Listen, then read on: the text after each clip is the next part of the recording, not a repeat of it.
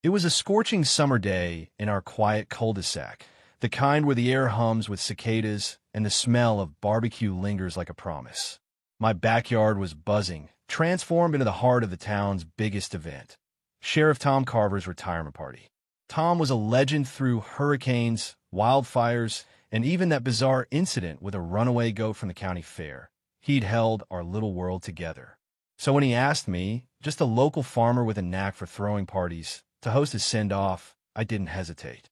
The guest list was a who's who of county bigwigs, mayors, deputies, even the fire chief, RSVP'd. We had ribs smoking since sunrise, a blues band tuning up by the pool, and enough iced tea and whiskey to keep everyone cool as the sun climbed high. Everything was perfect, legal, and downright joyful. Everything, that is, except for one glaring problem. Ellen Ramsey, the HOA president, perched 2 houses down like a vulture eyeing a fresh kill. Ellen had it out for me from the start. She claimed it was because my pool fence was an inch too tall, but I knew better. It was because I didn't grovel at HOA meetings when she droned on about mailbox uniformity or the sanctity of beige siding. For weeks, she'd been gunning for this party, circling the date like a shark. She tried to shut it down with a noise complaint, sent emails about imaginary zoning violations, even questioned whether Tom had an event permit. Tom just chuckled, saying he'd been signing permits since before Ellen learned to wield her clipboard like a scepter. By noon, the band was groove VYing, the grill was sizzling, and guests were RE-VYing in their summer best khakis, sundresses, and wide-brimmed hats. Kids splashed in the pool while their parents swapped stories over lemonade. It wasn't loud, not by a long shot, but I knew the second Ellen heard that saxophone wail. Her blinds twitched like something out of a horror flick. Sure enough, 15 minutes later, a police cruiser rolled up. In any other world, a cop crashing a party might have caused a stir, but this was no ordinary bash. Deputy Mike Walsh stepped out, squinting at his tablet like it was written in code. His eyes scanned the crowd until they landed on Tom, chest deep in the pool, tossing a beach ball to a retired judge. Tom grinned wide. "Took you long enough, Mike. We're about to cite this iced tea for being too refreshing." The crowd roared with laughter. Mike shook his head, chuckled, and grabbed a plate of ribs. Ellen, though, wasn't ha-VYing it. She stormed out from her porch, her voice slicing through the joy like a lawnmower through daisies. "This is illegal," she shrieked, pointing at us like she was judge and jury. "You're not above the law." Tom stood, water dripping from his elbows, and gave her that look he reserved for rowdy drunks at the fair. "Ma'am, we're well within our rights. No violations, just neighbors ha-VYing a good time. Care to join us?" Ellen scoffed like he'd offered her a shovel and a dirt pile. She stomped back home, but not before Mike warned her about filing false reports. Her door slammed so hard it rattled my neighbor's wind chimes. Tom swam back to the deep end, grinning. I handed him a plate of ribs. "Thanks for the backup," I said. He laughed. "Ellen's been itching for a fight for years. She just picked the wrong pool." As the sun dipped, the party softened into warm laughter and old stories from Tom's patrol days. Fairy lights twinkled above the patio, and the smell of smoked meat hung in the air. But peace never lasts with Ellen around. Just after 8, a note slid under my screen door, folded tight and reeking of cheap perfume. It was on HOA letterhead, short and dramatic. "Saw you're in violation of community guidelines. Fines pending. Further action to follow. Signed, President Ellen." So I showed it to Tom. He read it, glanced at the party, and said, "You know what this means, right?" I nodded. This wasn't just about me anymore. Ellen had declared war on a backyard full of the county's finest, and they'd all noticed. The next morning, I sipped coffee and reread Ellen's note.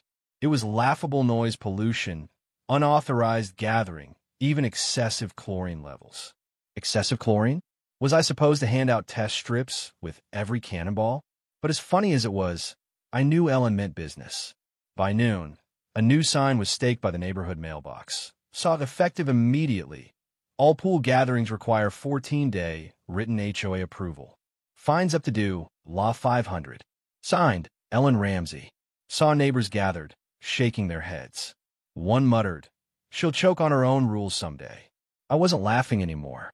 This was personal, and I wasn't about to let her steamroll me. I called Sam, a retired attorney and Tom's old fishing buddy, who'd been at the party. When I told him about the sign and Ellen's threats, his voice dropped to that calm, dangerous tone. Send me everything she sent you. She's either bluffing or breaking the law. That night, I dug through 2 years of Ellen's nonsense emails, notices, even screenshots of her ranting in the HOA chat about my overly VY Brandt rose bushes. Sam came over with a whiskey bottle and a folder thicker than a phone book. He pointed to a clause in the HOA charter.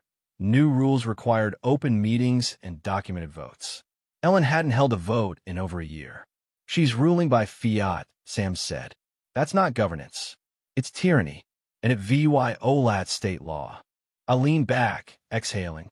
Finally, something solid. But I didn't want to play dirty. I wanted the truth to do the talking. So, I and VY'd a few neighbors over for coffee and muffins, laid out the charter, and shared Sam's findings.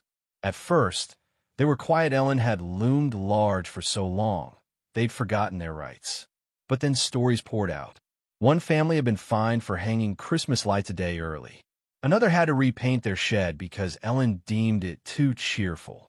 By the end, we had a plan, a petition for a community-wide re-VYEW of Ellen's reign.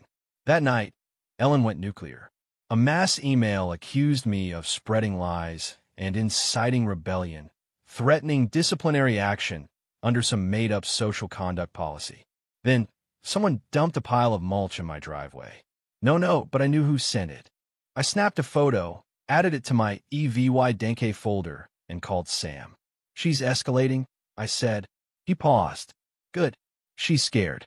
People like Ellen make their worst mistakes when they're losing grip. And she was. Neighbors started while VYing as I drove by.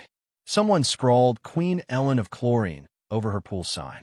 A cartoon of her with a crown appeared on the community board, captioned, "We didn't vote for this." The tide was turning, and I hadn't even pushed that hard. But Ellen wasn't done. She sent a letter to Tom's office, accusing me of hosting political events without permits and claiming Tom engaged in unauthorized municipal fraternization. Tom fired back, copying the county clerk, saying his party was private, on private property, and if barbecue was a crime, she needed to cite the statute and sauce brand. Then came the fake Inspector Ellen's nephew, posing as a pool safety officer.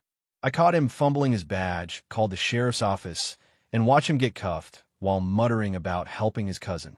The neighborhood lit up. A video of the arrest hit a local Facebook group, and stories flooded in. Ellen fining dogs for barking, painting over satellite dishes, threatening kids' scooters. I combed my security footage and edited a 3-minute video. Ellen sneaking by my fence, measuring my grass, yelling at my delivery guy, and her nephew's failed stunt. I screened it at the community gazebo, projecting it on a bedsheet. The gasps, laughter, and disbelief were electric. I handed out the HOA bylaws, highlighting Ellen's violations, and passed a petition to remove her. The pen didn't stop MOVYing. Ellen stayed home, but her porch light went dark, like a lighthouse surrendering. She wasn't out of tricks. A fake zoning notice claimed I ran a business from my home, complete with forged invoices alleging I charged party guests. Sam traced the email to her nephew. That was it: impersonation, forgery, harassment. I called a neighborhood meeting. Families showed up, even the quiet ones. Ellen arrived late, in a blazer and sunglasses, but the crowd wasn't hers anymore. Sam presented the EVY Denke. Neighbors shared their stories. The vote was swift. Ellen was out. Joy, a retired principal, took her place. Ellen muttered something and left. Her supporters stayed seated. A week later, her house had a for sale sign. She moved out quietly, no goodbye. The neighborhood exhaled. Joy's meetings were open, with coffee and questions, not threats. We had picnics, not patrols. Tom stopped by one evening, handed me a wooden plaque, saw a porch of peaceful resistance. So I hung it above my swing, catching the light just right. The battle was over, but the VY Tory wasn't mine alone. It was the neighbors who spoke up, the truth that held firm, and a community that refused to bow to fear. So what do you think? Was Ellen just a control freak? Or did she have a point about keeping the neighborhood orderly? Should I have confronted her sooner? Or was the slow build worth it? And what would you do if someone like Ellen tried to rule your street? Drop your thoughts below, hit that like button, and subscribe for more stories where the little guy fights back.